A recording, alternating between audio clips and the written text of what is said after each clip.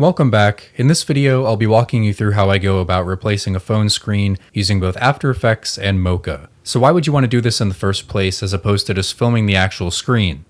Well, it can be very helpful to leave that option open in post if you or your client aren't sure what you want included on a screen. So this is the shot we'll be using, and it's on a tripod, but the phone is kind of hovering in place due to the hand movement. And just as a rule of thumb, the more movement there is in your shot, the more difficult this effect will be, both regarding the camera and the actual movement of the phone. So you can see that the motion here is very controlled, and that's intentional. So I would definitely try to replicate that if you have control over your own footage. You could use the 3D tracker, but you'll get the best results with Mocha, which is just an extended piece of software already built into After Effects. And what should you use for the screen? Well, some people will include tracking markers on there, but that's not really necessary for Mocha. And then it's a pain when you have to go in and remove them when you apply your key. So I would say just search for an image of this chroma screen, screenshot it, and then zoom in so it fills the whole screen. So first we want to bring in our footage like usual, then select your layer, go up to Animate in your menu bar, and then click Track in Boris Effects Mocha AE. Once you're in, make sure you're in Classic mode and not Essentials mode so we can get access to all of the tools we need. And then click on the Pen tool and draw a rough outline around the phone. It's fine to get the bezels in because the more information you can provide Mocha for the track, the better. And then hit the arrow to track forward. Once that's done, you want to create your surface by clicking this button here. Move all four corners to line up with the corners of your screen. And then you can use this magnifying tool here so you can really see where your corners are and be as precise as possible. I'd recommend making your surface slightly larger than the actual screen so you won't have to deal with the green showing up through the edges. Then depending on how much the screen plane shifts, you'll want to go to the Adjust Track tab down here and periodically make adjustments so that it stays perfectly lined up with the screen. Think of it like keyframing a mask path. Then once that's looking good, hit Save and close out of Mocha, and then expand the Mocha effect in your effects panel.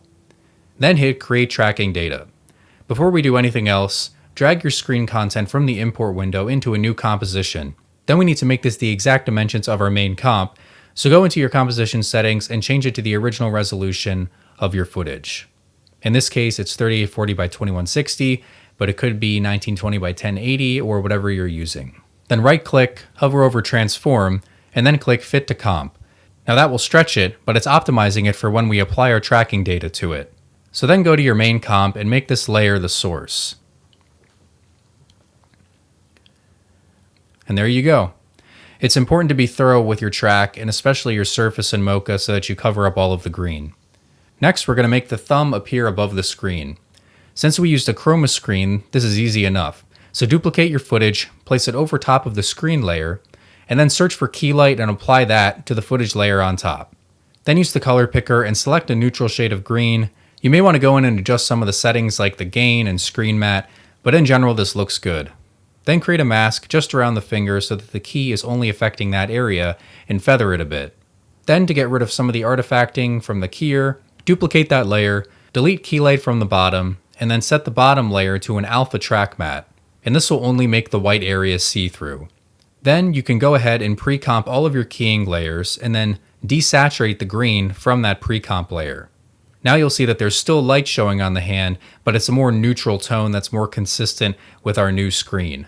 And if you notice here, my depth of field is really shallow, so this may not be applicable to you if you're using a deep depth of field, but I'm going to want to match this because as you can see, the corners of our screen here are sharp, whereas the right half of the phone is blurry because the point of focus changes, so I definitely want to try and fix that. So let's create an adjustment layer and place it below our hand layer, so it's above the screen but below the thumb, and then create a mask that vertically intersects right through the screen or wherever the point of focus starts to change. And then I'll add a Gaussian blur, turn it up a little bit, whatever matches the blurriness, and then feather the mask a lot to like 300 or so there's a nice roll off and a seamless edge to the mask. Then you can add your full color grade and we're done. I hope this was helpful. Really quick before I go, I just want to let you all know that I'm currently working on an After Effects course that will be launching this fall. So if that's something you might be interested in, then click the link in the description and sign up for the email list where you can get notified about how things are coming along and also get exclusive content there. Anyway, that's it, and I'll see you next time.